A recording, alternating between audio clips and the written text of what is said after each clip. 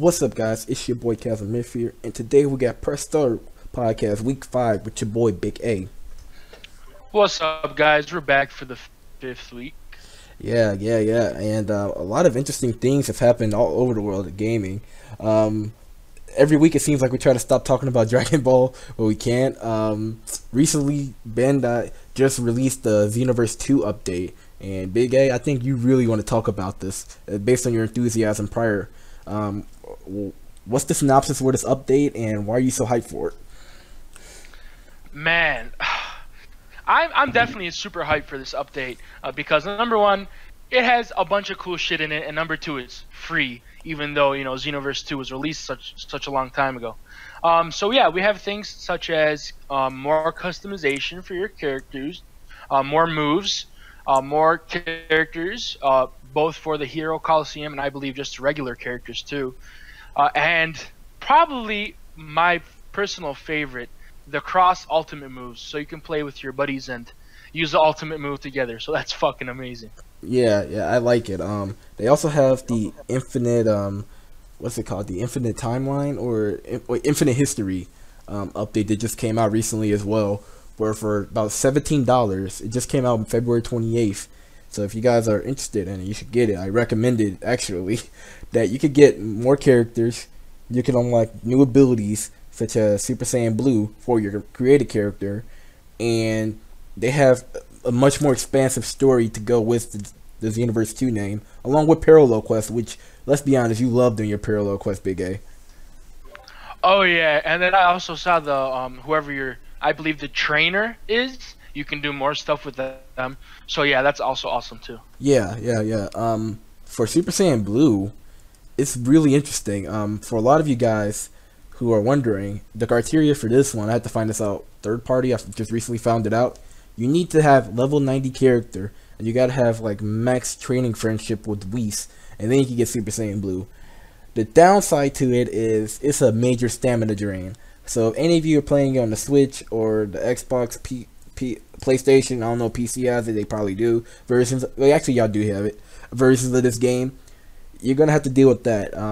How do you feel about your created character having a drawback with their Super Saiyan Blue versus Goku and Vegeta when they use it? There is no drawbacks.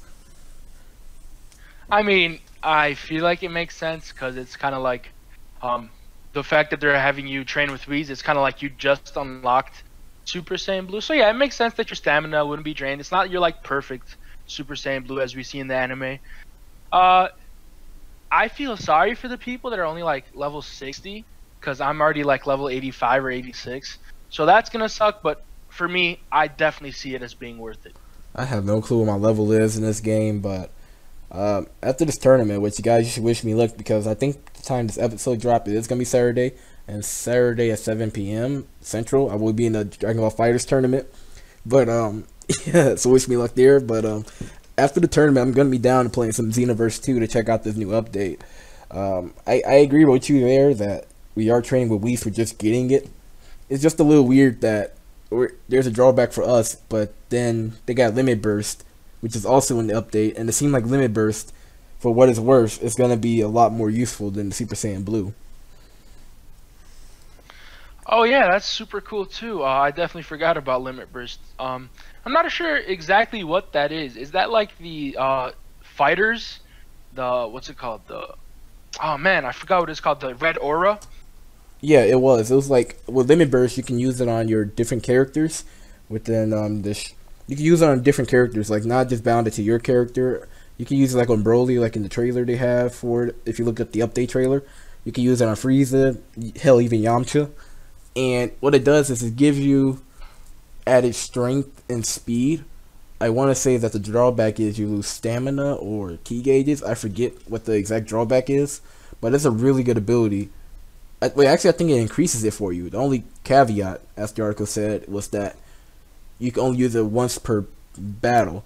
So, like, you can only use it one time, so you gotta make the most use out of it. And apparently, you get more power if your allies are down when you use this ability. Oh wow, that's super cool. I totally forgot. What's it called in Xenoverse or FighterZ? FighterZ, we just call it the Spark. Really, we call Yeah, it the so Spark. it's a lot it's a lot like Spark. It actually really is. There's so many parallels to Fighters and Xenoverse 2. It's almost sad that Xenoverse 2 basically gets an expansion pack to it, and for Fighters, all we know so far is that Broly and Bardock are confirmed DLC characters. It's like some people understand why, because Xenoverse 2 still has a big fan base there, but others are like, well, if they want to get people over to Fighters, they need more content, pushed out there. What are your thoughts? Are you on the left side with Fighters need more people there, or are you on the right side that Xenoverse 2 needs these updates? I don't know. That's a very tough question. I'm all for people hopping on Fighters. It's my favorite game for now. But at the same time, I support the updates. It's really cool to see them focusing on that a little bit. But it's gonna die out soon, unfortunately. It's been around for a long time, so yeah. They probably should focus on Fighters more soon. To be fair, it has only been out for a couple years, and there's still a lot of people playing there. I've seen games that's been out, hell, like when they brought Call of Duty Black Ops 1 to the Xbox One compatibility list, there was a ton of people playing there. It's like some games can stand the test of time for a while. I agree with you. I don't think Xenoverse 2 will, because the whole Xenoverse fighting mechanic has received a lot of criticism because it's basically a stamina battle. Yep, and yeah, exactly. Yeah, it's a stamina battle, and I guess I just want to say that, like, it's nothing compared to, like, Dragon Ball Heroes in Japan. Dragon Ball Heroes is godly. It is on a different tier compared to what we have here in America and the rest of the world. Like, Dragon Ball Heroes is what started the Time Breakers. They gave us Bardock, being Super Saiyan Time Breaker. They even have Trunks going Super Saiyan 3 in there. So, like, Dragon Ball Heroes has a lot of what-if scenarios that does a lot of fan service versus our Xenoverse 2, which, well, it's a poor man's version of Heroes. Pretty much at this point, what I'd like to sum up my opinion on this is, Fighters is obviously the superior game. I love that they're pushing out this new update and they're helping out the community on that side. But at this point, you want to grow more, you should focus on the better game. Hell yeah, I agree. I guess we can move on to our next topic, which is Nintendo reviews being taken down. You want to take on this one, or should I do the synopsis? Sure. So the Nintendo Switch users had this review thing, and then it was suspended like 5 days after. Man, after reading this article, it seemed really cool. You can put your tags on whatever game you're rating, your little synopsis for it, and how you describe yourself as a gamer. And I don't know why they would ever remove such a thing.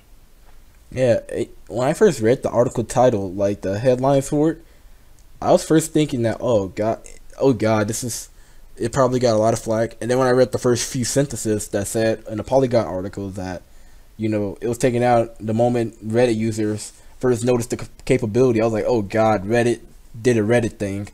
Yeah, exactly. I was thinking like, oh wow, really Reddit, you had to ruin this for everyone. Yeah, it's like, but it was actually exactly the opposite.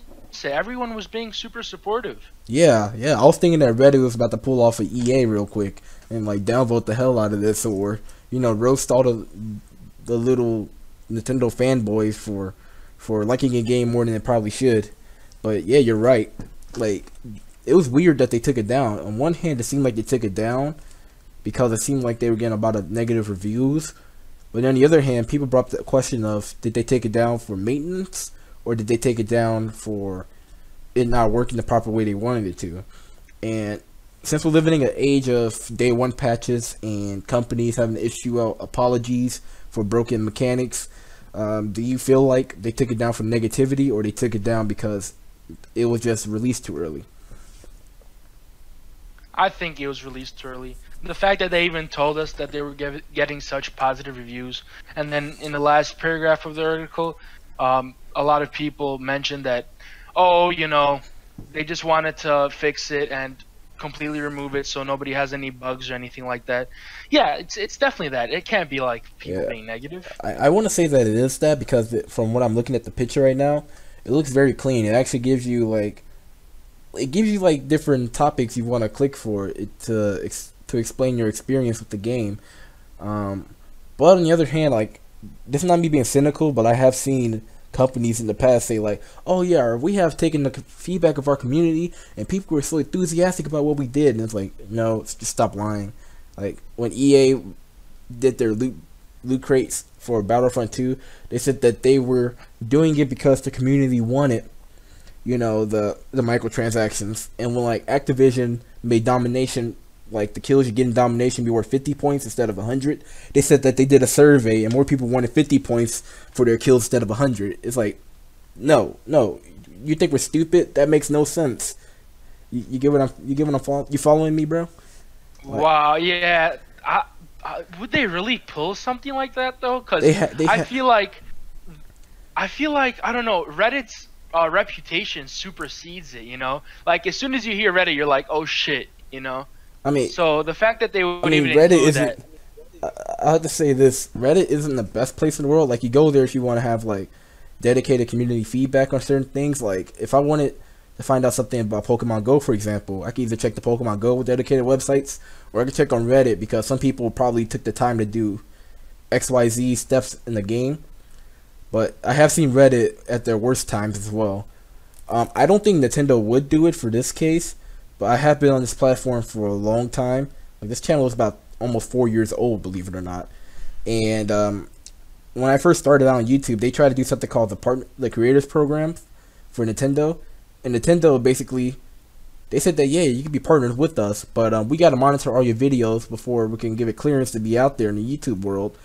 And we also take about, I don't remember the exact number it was, but I think they say they take away 50% of our revenue. And they got flack from so many people, like PewDiePie, for example, who never even did any Nintendo games, even came out and said that, yeah, no one signs with Nintendo's Creators Program. So, in the past, they have done some dumb things, or they said some dumb things in hopes that the community would eat it up. Yeah, I definitely understand that, but if they really wanted us to eat it up, I feel like they wouldn't say shit about Reddit. You feel me? Yeah, I don't think they actually would directly address the website. Like, when Activision got put under fire, they didn't address the website. Whenever like CNN or something gets under fire from like, you know, Reddit, 4chan or something, they never directly address those websites. It's usually the third-party articles that are talking about it. But I think Nintendo really did take this away from maintenance issues. Like, I agree with you there. I'll just play devil's advocate because lately in the news, especially with all this talk about CNN and the whole incident going on worldwide news right now, that you got to always look at things from both sides of things, because not everyone was ever going to be honest with you. If everybody was honest with you, we wouldn't have two different sides of media giving out two different sides of a story. You know what I'm saying? Yeah, I definitely understand. And you're right. I didn't even look at it like that. Polygon was the one that mentioned Reddit. In the update for Nintendo of America, they said, this is exactly what they said. Nintendo.com recently offered a trial customer review feature to let users share feedback about Nintendo Switch games on our website. We appreciate the enthusiasm, but we have no estimate on when the update will be provided. Yeah. So yeah, that's their only comment. It's like, yo, you know, thanks for all your help, guys, but we need to fix some things. Yeah, I mean, like, I think it's a great thing. Like, I think more companies should let you have a rating system, not like a, what do you rate this game, 1 out of 5 stars, but like, let you expound upon it. Because, like, I'm looking at it right here. It's been on my screen for like 5 minutes. I'm looking at the ratings for like Splatoon, and it shows like the overall rating. You can show your tags, your headline for it, your comments. It said how you describe yourself, as in, you can say if you're a casual player, if you're a hardcore, or you're a Nintendo fan and all that, and then you can tell people is this a spoiler or not.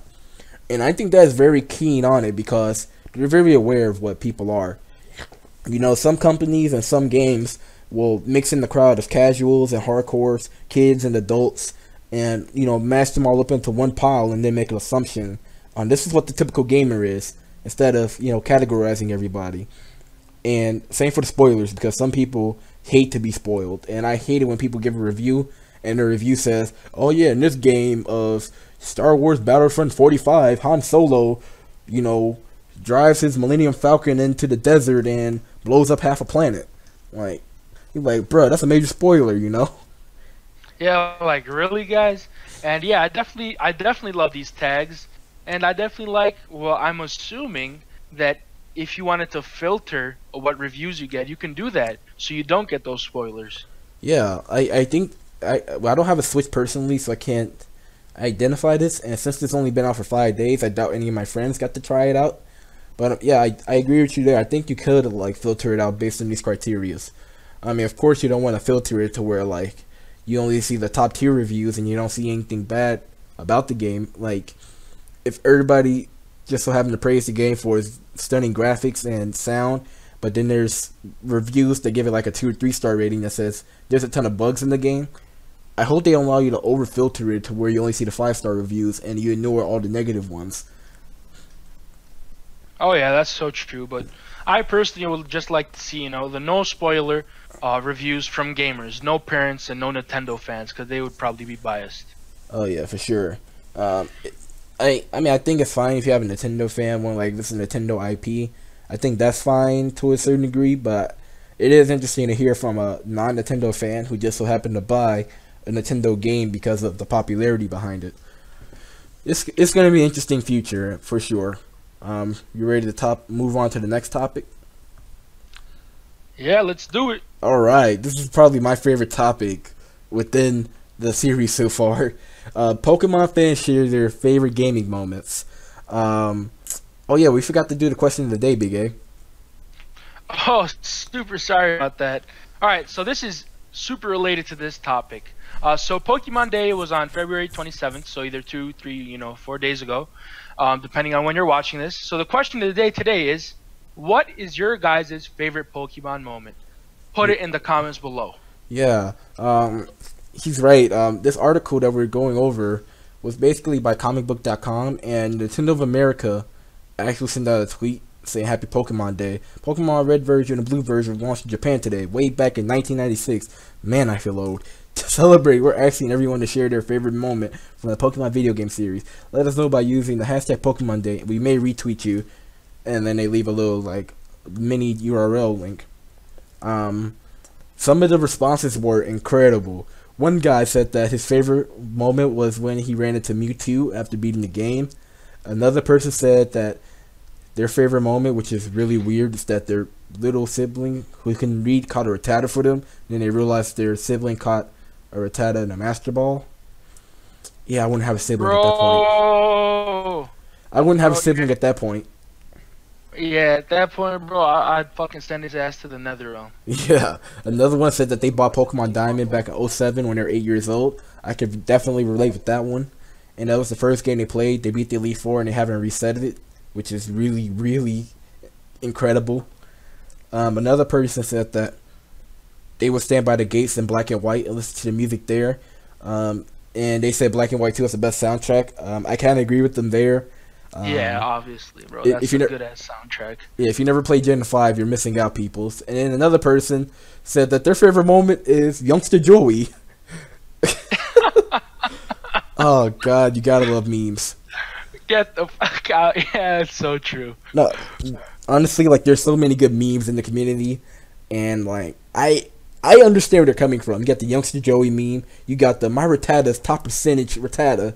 Like, you got the Mudkip meme. Like, I heard you like Mudkips. You got Snorlax memes. You got Ditto being a horde meme. Like, I want someone to breed like a perfect Magikarp and like take it to level 100. We got memes about that too. Yeah, you gotta have memes about that. You got memes like I want a Pikachu and all that. There's so many memes out there. So it's been a long 22 years, and so many memes have stood the test of time. Some of them were memes before memes were even popular. Yeah, like the Squirtle Jigglypuff meme. Yeah. That's some rated M memes right there. Yeah. Well, what's your favorite memory? Man, it's been a while, but I'm pretty sure I had Platinums as a little kid. But one very distinct memory that I can have is Lugia in Soul Silver. Yeah, man. I remember you said that. Didn't you say you caught him? Yeah, no, I caught him first try, and it was like the best day, bro. Yeah, man. For me, we were talking about this off screen, and I honestly can't say I have a specific memory that's my favorite. Um, my It's a favorite. hard one, bro. It is. I've been playing this game since I was like 2 or 3 years old. Like I remember my earliest memories as a kid is having a Game Boy Color in my hand and standing around with my siblings playing Pokemon, both Gen 2 and Gen 1. Um, I can't say I have a favorite memory, but the years of Pokemon has really been some of my favorite highlights of my life so far. I got to bond with my siblings that way. I made friends in grade school, high school, not even in college because of Pokemon. I got to meet people from around the world because of Pokemon and doing this whole YouTube thing, you know? And I'm actually looking forward to the future. I'm the youngest, and I remember for years it's always me and my siblings being the generation that led my family as the youngest, and I love growing up with them. Now it seems like my whole family is embracing the next generation that's coming up. My nieces, my nephews, my cousins, and I'm hesitant to accept it, but after thinking about it, I think I am ready for it because when they get older, I can pass on the legacy of Pokemon to them, and I can make sure that they get to experience the same childhood that their parents had and their uncle had, and it's just looking like it's gonna be. I don't know. I just gotta say, Pokemon has really been a big part of my life, and I can't single it down to just one memory. All right, then. Yeah, man, that's a great story. So, I guess here's a goal for everybody, for the community. If you have a sibling, a little nephew, or someone your age in the family, you know, just make it your goal to make them a fellow gamer. You know, just go out there, people. These are such good games, and these have been part of everyone's lives for such a long time, and we definitely do not want it to die out. So Yeah, get out there and spread the word. yeah, I agree. I don't care what politicians say out here. I don't care what like doctors that aren't even credible in the gaming field say about like games do this and that. Shooting games are desensitizing people to violence. Yeah, like, I don't care what any of them say. They're not credible. They aren't the gamers themselves. But I do agree that gaming, if it won't save your life, it will be a big influence on it. I know people who they didn't have an outlet to a lot of things in life, and because of that, they're very susceptible to different things that are presented to them. You know, gangs, violence, drugs, whatever, and then their life went down the downhill slope. I would happily contribute the reason I'm who I am today to the fact that I game a lot, and because of it allowed me to find out who I truly am.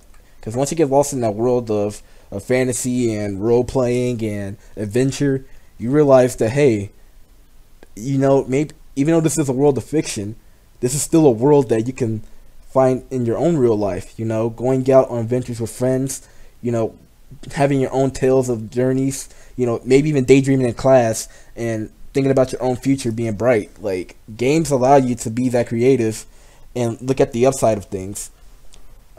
Most gaming journalists and most psychologists will never tell you that side of it. Yeah, that's so true. Where I've lived and my different experiences in Chicago, because I've moved so many times. Yeah. Oh man, you know, having that different input and that different way to express, and especially where you lived, it's super important and it's super vital, and that's what many people don't understand. So that's why I want you guys to go out there, go fucking find your family, and if they haven't seen something like that, fucking show it to them. Yeah, like I don't want to get too much into like my personal stories or like make this some sobbing story that could be in a movie or anything. But another topic I want to bring up with gaming Yeah, is, guys, please donate to my Patreon. boy. But another thing about gaming is that like it's sad that over the years, I remember just 2 years ago was the 20th anniversary of Pokemon, and honestly that was probably one of the best. That was the only good highlight of 2016, if I gotta be honest. And that was one of the best years we ever had for Pokemon. Pokemon Generations came out. They released Pokemon Sun and Moon. Pokemon Go was also doing its own thing, I believe, at that time. Yeah, it was, because I graduated 2017. Yeah, it was doing its own thing at that time, and there was just so much content out there for Pokemon. And Pokemon kind of revitalized and took over the world by storm. And we were all happy to get an update on Pokemon Day from a Pokemon Direct about future games. Here we are 2 years later, and some people were putting out fake postings that we're gonna have Pokemon Direct this year on Pokemon Day, and people on the Pokemon channel were leaving comments of being salty about there's no new games announced yet, and it looks like the community is now turned into entitlement and impatience. Someone look, I want to hear from your opinion. Someone who just recently got back into the Pokemon scene, how do you perceive things when it comes to the community? Instead of celebrating something as glorious as Pokemon, is now trying to look towards the future in terms of just more games.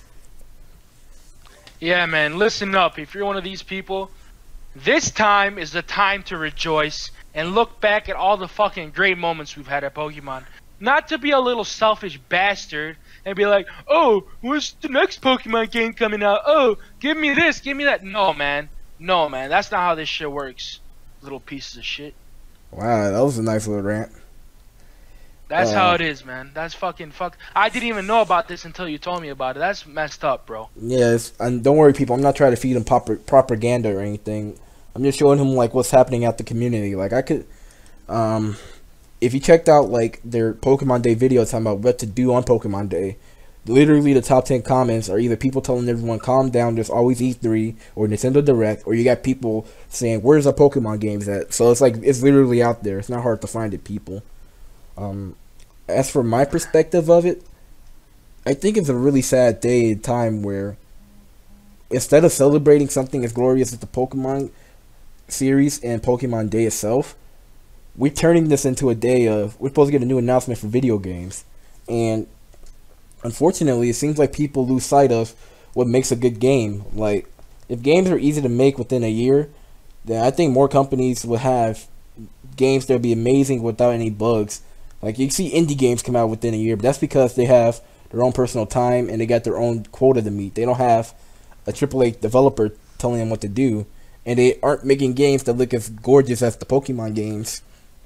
And I don't know, I just feel like people don't understand that games take forever to make. Even if they started like years ago developing a game that's going to come out 4 years from now, they still got to do other things. They got to make sure there's no, they got to port it over to a new console for starters, because this is going to be a new game for the Switch. They even confirmed it last year that the new game may not come out in 2018, maybe even come out in 2019. And when you're making games, you got to worry about debugging. You got to make sure that there's no game-breaking glitch in the game, because when Sun and Moon came out, for a while, people's game files got corrupted if they had hacked Pokemon in there. You got to make sure that there's no issues with the mapping. You got to make sure that Pokemon have the right moves, the trainers have good dialogue that isn't too profane. You gotta make sure that the animations work. You got character designs. Like, there's a million things that go into developing a simple game, and when people see it, they just think that it's a matter of pressing one button and bam, the game is made. No, definitely not. It's a bunch of people spending a lot of time to get this out there. Like, you can't just be like taking advantage of this one day a year that we have and saying stuff like that. That's unbelievable. Yeah, and the crazy thing is that, like, if people work, I hear a lot of people say, like, oh, well, if they can develop like years in advance, how come they just don't have more and more games be made years in advance?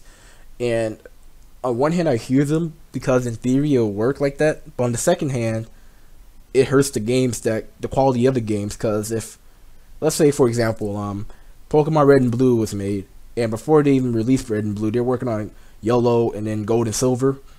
For each of those games, they got to divide up the development teams to work on it. So you got the one development team cleaning up Red and Blue before release. You got one team working on Pokemon Yellow, and you got another team working on Gold and Silver, and then they're dividing in half to make the differences before both games. So, like, there's a lot that goes into it. That's why people are wondering why Black and White is such an odd game. And the reason for it is because while they were working on Platinum, I believe, I think Platinum came out after Heart Gold, Soul Silver, that was half of the development team for Game Freak. The other half was working on Black and White. And with that, they decided they're going to try out new things with Black and White. So that's why Black and White is different, because directly we see the impact of when two split teams happen for a video game. that's definitely not good. Yeah, people don't. Still good games. Still good Yeah, games. it is. Don't get me wrong. That was just like the purest example of what happens when you have two teams split in half, working on two different games. Yeah, for sure, for sure. You want to move on to the next topic? Yeah, basically, our final topic for today is that the ESRB has finally done something about loot crates. Not really, but they finally spoken up. They said that ESRB will be leaving labels on the game boxes that says in-app purchases on there. So any games that have loot crates in there, microtransactions, even games that have DLC will all be hit with this label that says in-game purchases. Reading this article, how do you feel about that, Big A? Do you think the ESRB is finally stepping in the right direction, or do you feel like they're being a little lazy with this?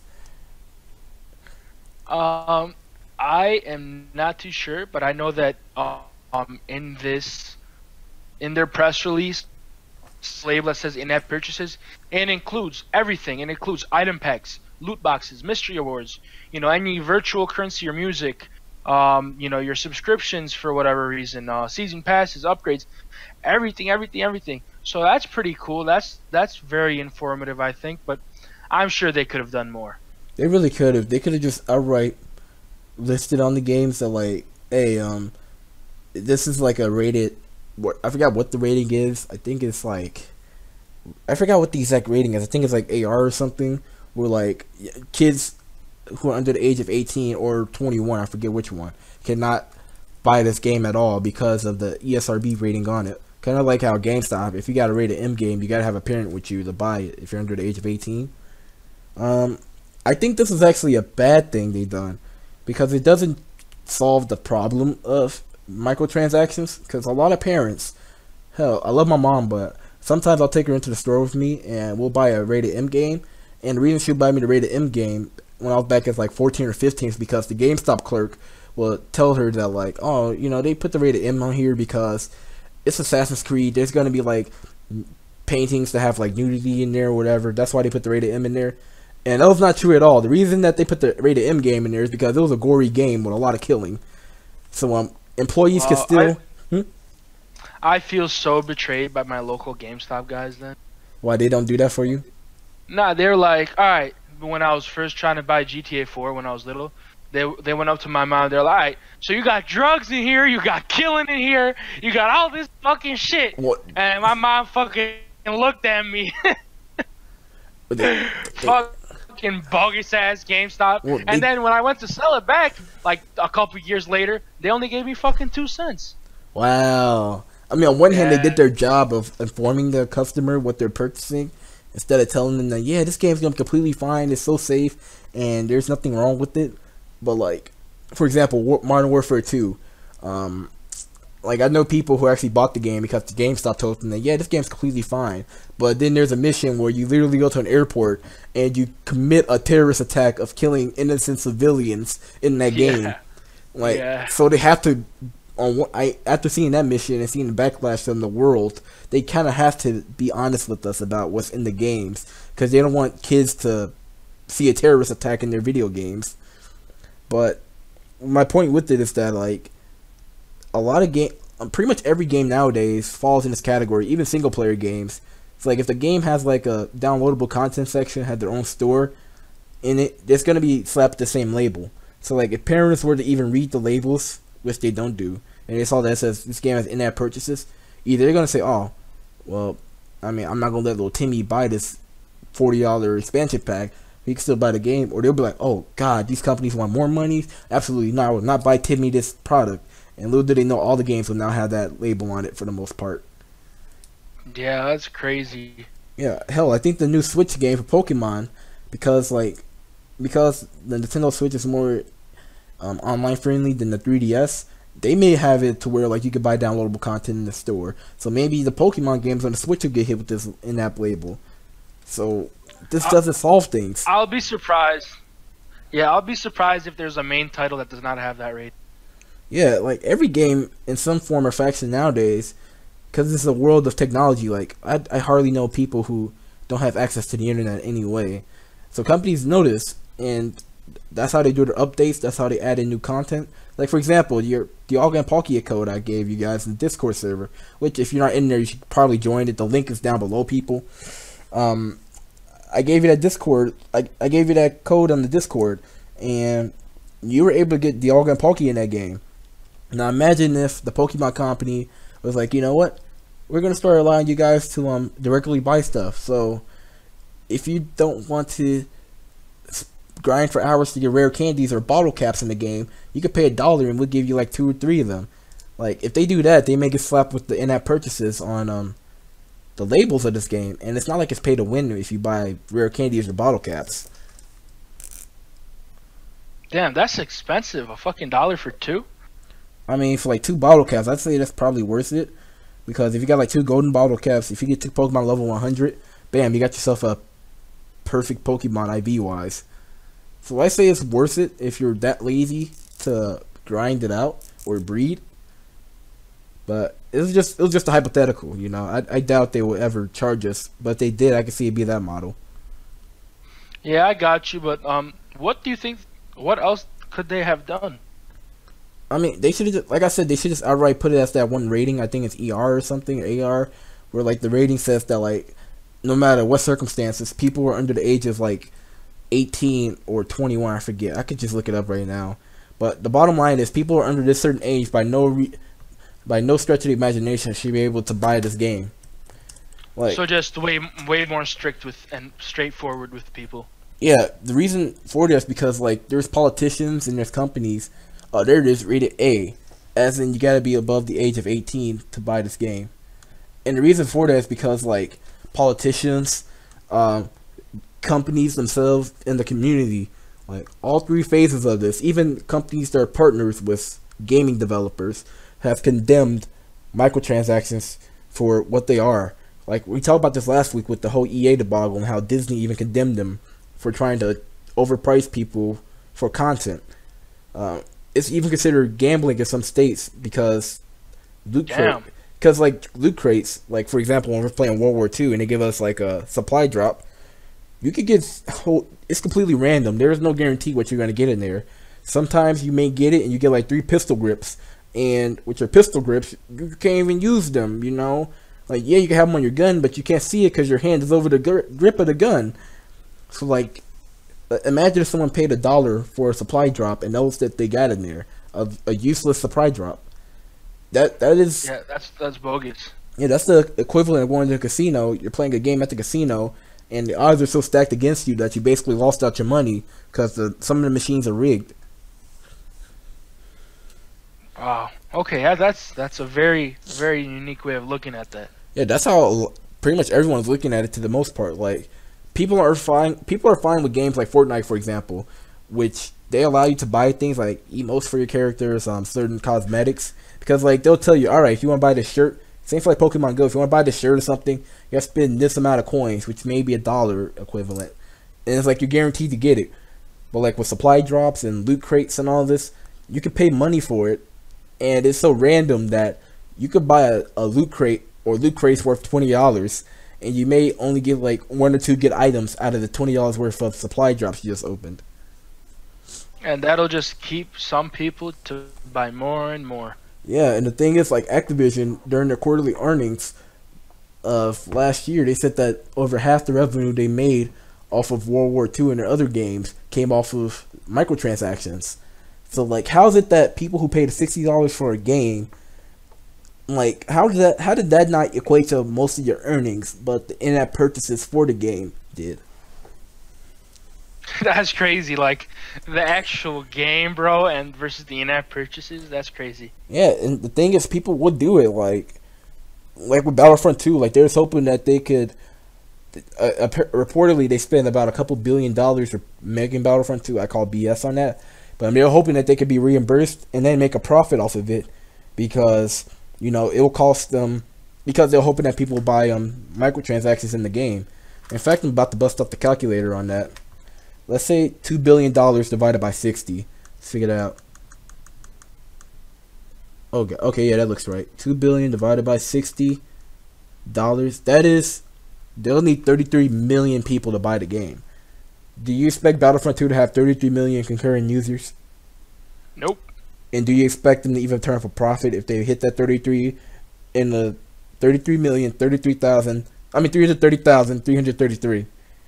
Like, they'll need that many people on it. Nope. So yeah, realistically, they probably would have got 10 million people to buy the game, assuming that people didn't want to buy it after the first Battlefront kind of flopped. Let's say they get 10 million. We'll be generous with them. That is only $600 million, assuming they don't have to pay the companies that are, selling the games. So they make $600 million out of the $2 billion they spend. They're gonna need to make $1.4 billion off of microtransactions to get turned off a profit. Speaking of robbing people, do you have any quote-unquote deals? Yeah, we should definitely hit these people with these deals because we're tired of the ESRB. Sarcasm. Nah, we might as well flop into that because ESRB. We'll leave it up to you guys. Do you think they actually did a good job or not? Do you think it's the right step? If you think it's the right direction, like, we want to know your opinion. I think it is. It's a small step, but it is a positive step. Regardless, I just don't think they made the right response because they've been quiet for the past year and a half about this. But yeah, here goes some deals this week. EA Sports, you got UFC 3 at 35% off. As a game, you got the Deluxe Edition for 40% off. You got Forza Horizon 3 for 50% off, and oh god, Motorsport 6 in that bundle for 60% off. Forza Motorsport 7 Standard Edition is 35% off. I was actually looking at this on my Xbox before we recorded. GTA 5 50% off. Didn't you get a code in GTA 5 that gave you $500,000 in credit? Yeah, apparently I met some sort of criteria, and now I have $500,000 in-game currency. Yeah, so you guys should definitely check out your inbox on your specific consoles, everybody. And for you guys who are on the PCs, you got a DSX Mankind Divided for $6 on Steam. That is an 80% discount. Rise of the Tomb Raider at $19.79, 67% off. You got Just Cause 3 DLC, 70% off for the Land and Sea expansion, which is just $4.49. Dirt Rally, which is $12 if you're into that type of thing, and Final Fantasy 9 is $10.50. That's actually a pretty good deal, 50% off. So yeah, those are some good deals. Yeah, if you guys got monies and you don't want to spend it on our Patreon, you know what to spend it on now. And also, if I can mention, if you guys have Xbox Live Gold, I believe the deals of the week is you get Trials of the Blood Dragon for free, and also Assassin's Creed Chronicles for free. Oh, it's not. Wait, they actually updated it? Because I tried looking on mine and they didn't actually update it for my Xbox. Or maybe I'm just sleeping on the deals. Nah, you're good. Yeah, you're right. For anyone who still has the Xbox 360 Connect, you can get Brave and Quantum Conundrum for free on the Xbox Arcade, and you could get Yeah, you're right. Trials of the Blood Dragon is super hot. It's free. So, yeah, deals with gold right now isn't looking too. Games with gold isn't looking too hot right now, in my opinion. But then again, March is never really a good year for games. Yeah, March is never a good month. Yeah, usually, when we get around May or June, that's when all the good games are gonna be coming out. Cause that's when E3 drops, and then that's when we hear about price cuts and everything, man. So 2 months from now, we're gonna be seeing some new changes. Yeah, I can't wait, and I'm gonna also get my Nintendo Switch. Hell yeah, I'm looking forward to getting me one too this summer. I want to thank you all for watching this video, and I want to thank you, Big A, for coming out here. Yeah, don't forget to donate to my Patreon. Yes, donate to his Patreon because he's trying to be the best cam girl out here after the whole Christmas incident. Link in the description. Yeah, if anybody knows the Christmas incident, just realize there's a reason why God has not showed his face in a couple millenniums.